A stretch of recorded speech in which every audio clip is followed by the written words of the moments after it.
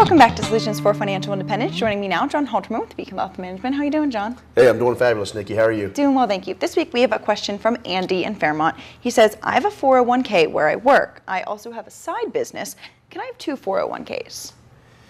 Andy, you technically can have two 401ks, but what you have to do is you have to understand the rules of having multiple 401ks. And what I mean about that, the main rule is contributions.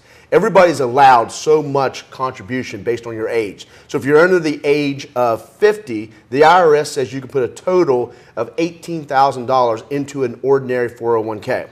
So if you have two of them, it doesn't mean you can put $18,000 into each of them, which is what most people are trying to do. They're trying to save extra money.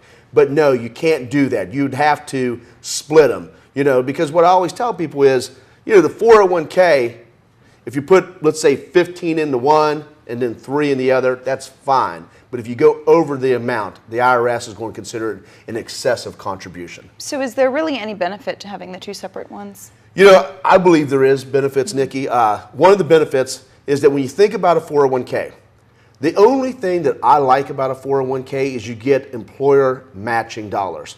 If you take away the match, it really doesn't make sense to me besides potentially the tax deduction or the tax deferral. But the limiting factor is you don't control where the investments are. I mean, you get to choose from what's available, but the company chooses that. And most of them have limited choices. So the thing that we do all the time is I always say to somebody, at your employer, put up to the max of the match. So if you're getting matched on 6%, then whatever that equals to, you're up to, let's say it ends up being $8,000. Well, then if you have the other one, you can put it in your own 401k.